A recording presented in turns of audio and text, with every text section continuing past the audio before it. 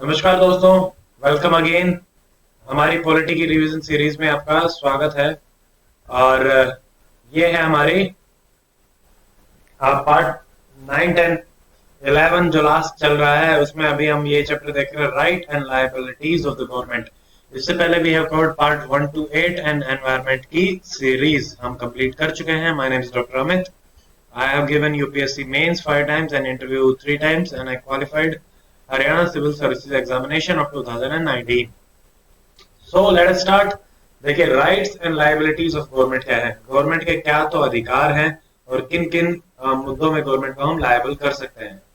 तो इसमें आर्टिकल 394 से 300 तक डील करते हैं। पार्ट 12 में है, ये कहता है कि जो हमारा यूनियन है वो एक ज्यूरिस्टिक लीगल पर्सन है, ऐसे ही जो स्टेट है वो भी एक लीगल पर्सन की तरह माना जाता है।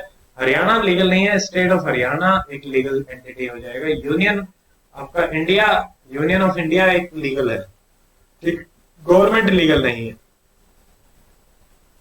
अब इसमें देखिए प्रॉपर्टी ऑफ यूनियन में क्या क्या चीजें आएंगी। पहली जो सक्सेशन हमने ब्रिटिश से लिया वो हमारा आ गया, यूं का यूं वो आ गया। सेकंड, एस्टेट के थ्रू, यानी डेथ किसी की होगी, उसका कोई हायर नहीं था, तो वो प्रॉपर्टी गवर्नमेंट के पास आ गई। लैप्स के थ्रू, या आपने प्रॉपर प्रोसीजर फॉलो नहीं किया तो वो लैप्स हो गई आपकी प्रॉपर्टी, वो यहाँ आ गई। बोनो वैकेंशिया, कोई ओनर ही नहीं है, वैकेंट पड़ी है property, there is no owner, तो आप उसको भी अपने अंदर ले लेते हैं। फिर हमारी कौन सी प्रॉपर्टीज होती हैं, जैसे सी वेल्थ, यहाँ पे टेरिटोरियल वाटर्स हमारे होते हैं 12 नॉटिकल माइल्स तक। ईजेड एक्सक्लूसिव इकोनॉमिक जोन हमारा होता है 200 नॉटिकल माइल तक। तो इसमें हमारा क्या आता है, ये सारे के सारे आपके गवर्नमेंट के अंदर आ जाएंगे। तो यहाँ पे कोई स्टेट जो है वो क्लेम नहीं कर सकता, यहाँ पे ज्यूरिसडिक्शन यूनियन का रहेगा। फिर लेजिस्लेटिव पावर और एग्जीक्यूटिव पावर के थ्रू भी आप ले सकते हैं प्रॉपर्टीज। कैसे? लेजिस्लेटिव में आपने कोई कानून बना दिया, पार्लियामेंट ने या स्टेट लेजिस्लेचर ने, टू एक्वायर द प्रॉपर्टी, और उसमें कंपनसेशन दे भी सकता है और नहीं भी दे सकता। But constitutionally in two cases you have to pay compensation। अगर आप माइनॉरिटी एजुकेशन इंस्टीट्यूट को एक्वायर कर रहे हैं तो, और अगर आप personal cultivation land under the ceiling limit को भी एक्वायर कर रहे हैं तो, कल्टीवेशन लैंड अबोव सीलिंग अगर करेंगे तो वहां पे जरूरी नहीं है कि कंपनसेशन दे ना दे, बट यहाँ दो कंडीशन में देना पड़ेगा। एग्जीक्यूटिव पावर में आपने कोई भी ऑर्डर निकाल के सीधा एक्वायर कर लिया तो वो आपका एग्जीक्यूटिव के अंदर आ गया। नाउ सूट्स बाय और अगेंस्ट द गवर्नमेंट कैसे हो सकते हैं? आर्टिकल 300 जो है वो बोलता है कि you can sue union of India and state of Haryana और समथिंग एल्स व्हाटएवर।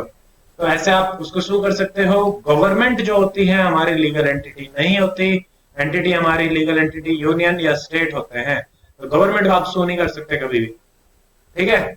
और ये लायबिलिटीज होती है इनकी कॉन्ट्रैक्ट्स के लिए या टॉर्ट्स के लिए, दैट इज सिविल रॉन्ग्स के लिए, ये दो लायबिलिटीज होती है। बट यहाँ पे ध्यान रखना है कि ओनली व्हेन द गवर्नमेंट आपका जो है नॉन सॉवरेन फंक्शंस को एक्सरसाइज कर रही है तभी।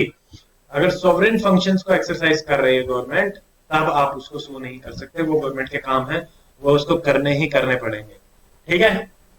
फिर हमारे कुछ पब्लिक ऑफिशियल्स हैं, उनके अगेंस्ट क्या क्या चलता है हम डिटेल में अलग अलग चैप्टर्स में देख चुके हैं, will take it fast. President and governor में ऑफिशियल अगर एक्ट है तो आप नहीं कर सकते किसी भी टाइम। पर्सनल एक्ट है तो ड्यूरिंग टर्म, क्रिमिनल के लिए तो नहीं कर सकते, सिविल के लिए 2 महीने का नोटिस देके कर सकते हो।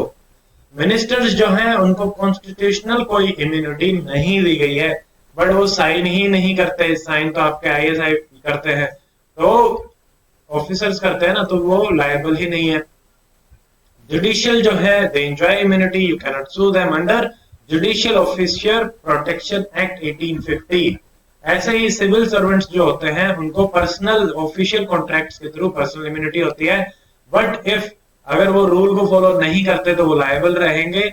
और ये इम्यूनिटी सिर्फ और सिर्फ सॉवरेन फंक्शंस में ही होती हैं, very important. Same civil proceeding 2 महीने के अंदर अंदर कर सकते हैं। क्रिमिनल प्रोसीडिंग्स के लिए आपको प्रेसिडेंट या गवर्नर की परमिशन चाहिए। स्टेट में गवर्नर अपॉइंट करता है तो गवर्नर की, सेंटर में प्रेसिडेंट अपॉइंट करता है तो प्रेसिडेंट की। अगर आउटसाइड ऑफिशियल कैपेसिटी वो काम कर रहे हैं so they will be considered as ordinary citizen of our nation, ठीक है। और अब हम इसको अथॉरिटेटिव टैक्स को भी इसी के साथ ले लेते हैं, 57 चैप्टर को भी। एंड इसमें बात करी गई थी कि authoritative text in Hindi, earlier ऐसा कॉन्स्टिट्यूशन में नहीं था। वेट, हाँ, फिर आर्टिकल 394A ऐड किया गया अमेंडमेंट 58 अमेंडमेंट से। तो इसने कहा कि पार्ट 22 1987 यहां से आपका किया गया, और प्रेसिडेंट जो है वो कहता है कि ट्रांसलेशन ऑफ कॉन्स्टिट्यूशन होना चाहिए इन हिंदी। आप हर अमेंडमेंट का ट्रांसलेशन करो, मीनिंग्स जो है वो इंग्लिश वाले के बराबर आने चाहिए, और वो अथॉरिटेटिव टेक्स्ट रहेगा फॉर ऑल द पर्पस। इसका रीजन क्या था? क्योंकि आपका जो ओरिजिनल कॉन्स्टिट्यूशन है वो हमारा इसमें था इंग्लिश में, तो ये चेंजेस लाए गए थे 394A के अंतर्गत। So this is it in this lecture. I hope you like this lecture, and if you like, please share and subscribe the channel, and you can get the playlist here. Links I have provided on both the sides, so please go check the links. And next chapter we will cover anti-defection law, और ये बहुत important chapter है.